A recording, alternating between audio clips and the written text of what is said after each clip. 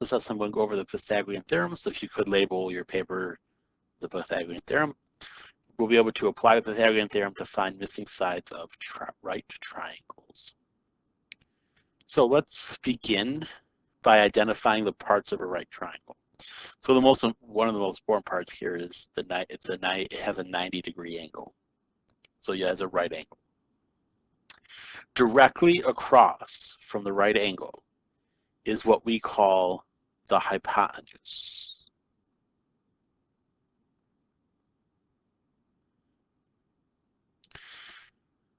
We usually denote the hypotenuse with the letter C. So the hypotenuse is the side length that's directly across from the right angle. The sides that touch the right angle, so this side and this side, are what we call the legs of the right triangle. So we use the letter A and B to represent each of the legs. It doesn't matter which leg we put as A or B, as long as we're making sure that we label the hypotenuse C. So what the Pythagorean theorem says is that the sum of the squares of my legs, so in this example, here's my leg A and my leg B.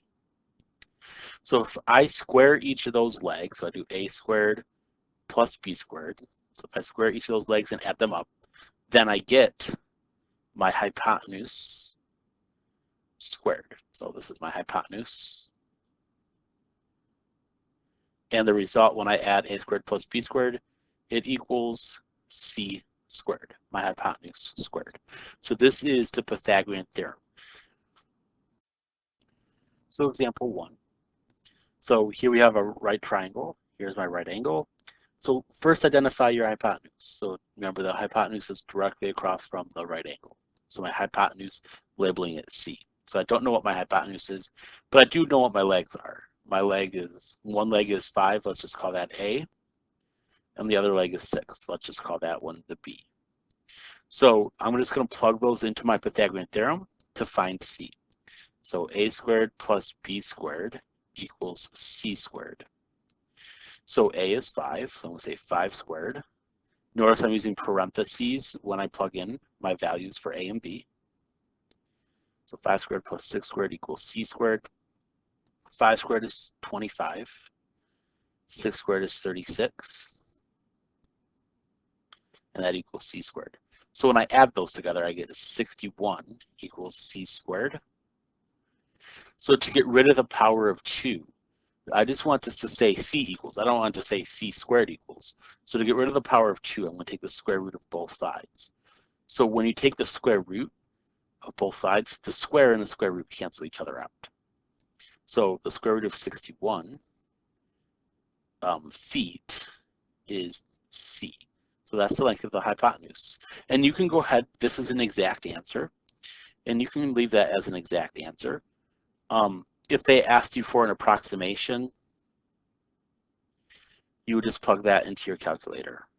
So if you plugged that into your calculator, you would get 7.81 feet is approximately C. So that squiggly line just means approximately. Example 2, same idea. Start by identifying here's my right angle. Directly across from that is my hypotenuse. So this one's going to be the same as the last one. You're going to find C. So let's call this one A and this one B. So here's my Pythagorean theorem, A squared plus B squared equals the hypotenuse squared.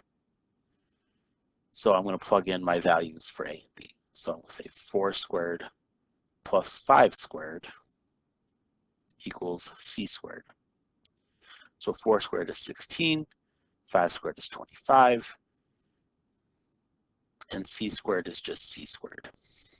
So when we add 16 and 25 together, we get 41 equals C squared. And again, we want to get C by itself. We don't want it to say C squared. So we're going to take the square root of both sides. So what happens is the square and the square root cancel each other off. So I get the square root of 41 equals C, and let's make sure we include units. So this is centimeters. So I'm just going to leave my answer like this. This is the exact answer. If you wanted to, you could get a decimal.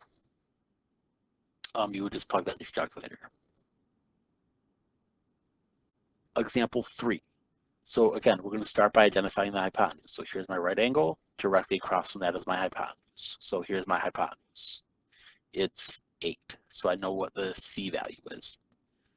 So let's identify, let's call this my A and this my B. So in this case, I'm solving for B. So I'm going to write my Pythagorean theorem, A squared plus B squared equals C squared. And now I'm going to plug in.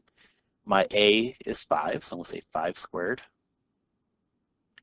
plus B squared equals, and I know C is 8, so this will be 8 squared. So 5 squared is 25 plus B squared equals 8 squared is 64. So I'm going to solve this for B. So this 25, I'm going to move it over. So I'm going to subtract 25 from both sides. So those 25s cancel. So I get B squared equals 39. So I don't want this to say B squared, I just want this to say B. So we're going to take the square root on both sides. So remember, the square and the square root cancel each other out. So this is just going to give me B equals the square root of 39. And we weren't given any side length, so I'll just leave it as the square root of 39. So that is that missing side, is square root of 39. Again, this is an exact answer. If you want to approximate it, we're just going to put it in the calculator. So as an approximation, so I'll just write approx here. The approximation of this one would be B is approximately 6.24. So that would be the approximation for that one. Example 4.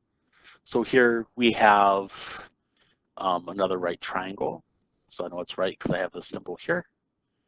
Directly across from that is my C. Notice the C has a square root in it, but that's fine. We can handle it.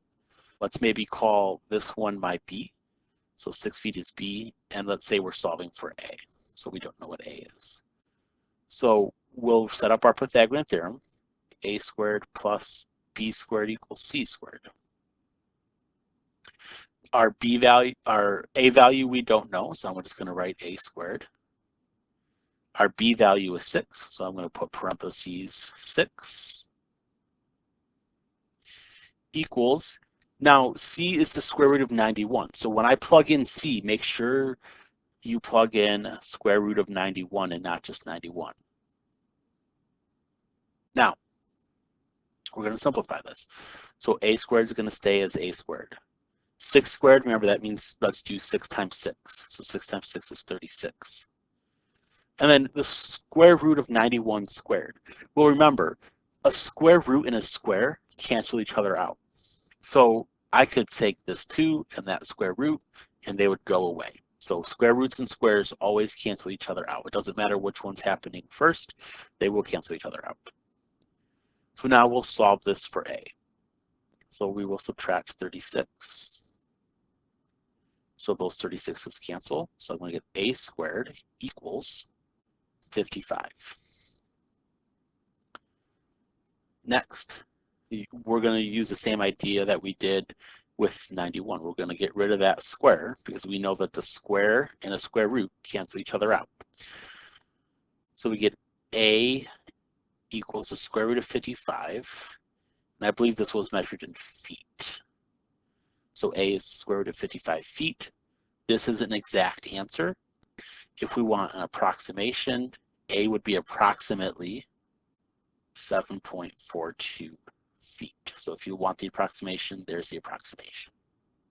So the last two examples that we're going to look at are word problems. So they do ask you to round all of your answers to the nearest hundredth. So remember, that's 2 decimals. 2 decimal places. So number 1, you place a 10-foot ladder against a wall. If the base of the ladder is 3 feet from the wall, how high up the wall does the top of the ladder reach?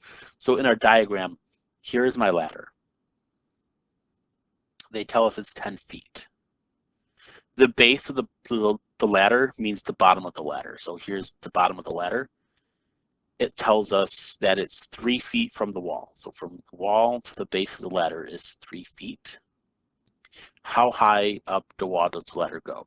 So in other words, I'm trying to find this length here.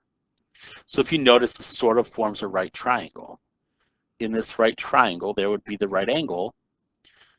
We could identify the hypotenuse. So remember, the hypotenuse is directly across from the right angle. So my hypotenuse here would be 10. That would be my C.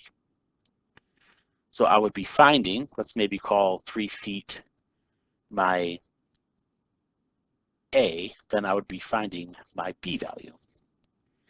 So let's go ahead and plug that into the Pythagorean theorem. So A squared plus B squared equals C squared. We know A is 3, so let's write that as 3 squared. Plus, we don't know what B is, that's the question mark. And we know that the hypotenuse is 10 feet. So 3 squared is 9, plus B squared is 10 squared. 10 times 10 is 100.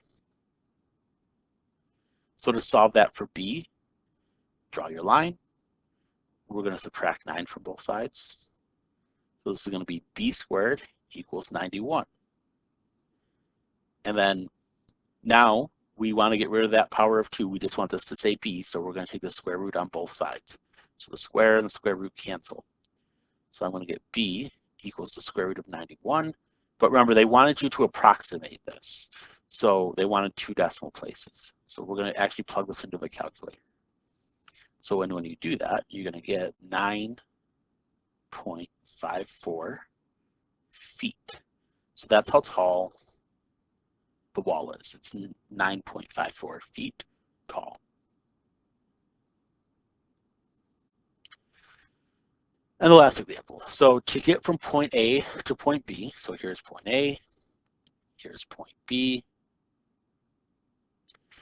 you must avoid walking through the pond because you don't want to get wet or anything like that.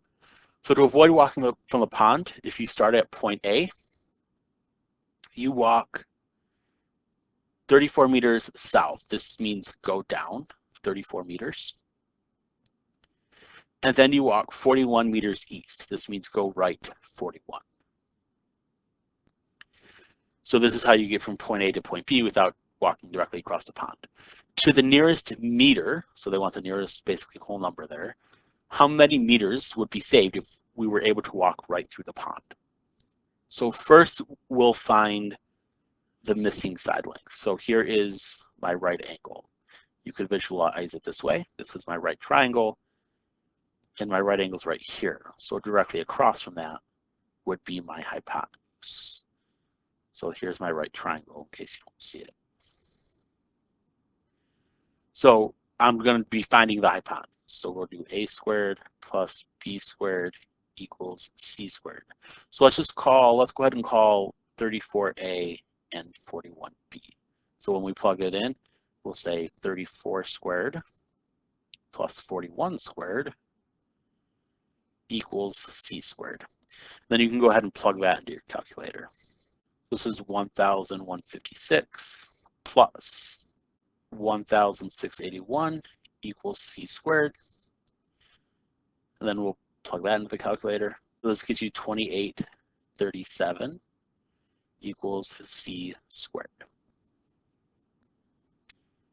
And then even though this is a large number, it's okay. If we want to get C by itself, what we're going to do is we're going to take the square root of both sides. So the square and the square root cancel. So the square root of 2837 is 53.26. That's approximately C. However, they wanted this to the nearest whole number. So we'll say this is 53 meters is approximately C. So if you go back and look, this isn't really what the question asked. They wanted you to, we needed to find C, but we're going to actually use C. So let's go actually back up. They wanted to know how many meters would be saved. So what we'll do is, we know how far you walked. So how many meters would be saved? So answering that question is, well, we walked. So this is how much we walked. We walked 34 meters and then we walked 41 meters. So we walked a total here of 75 meters. But we know the hypotenuse is about 53. So if we want to figure out how much time we would save, we're just going to do 75 meters, subtract 53 meters. And this will tell you how much, not how much time, but how much meters you saved walking. So this would be 22 meters is how much you saved. So this would be the answer we were looking for, because it asks how many meters less would you have walked. So, but the big idea here is that we used the Pythagorean theorem to help us find that missing side length. So there is a math Excel practice assignment. It's called Pythagorean Theorem. You should be able to complete that.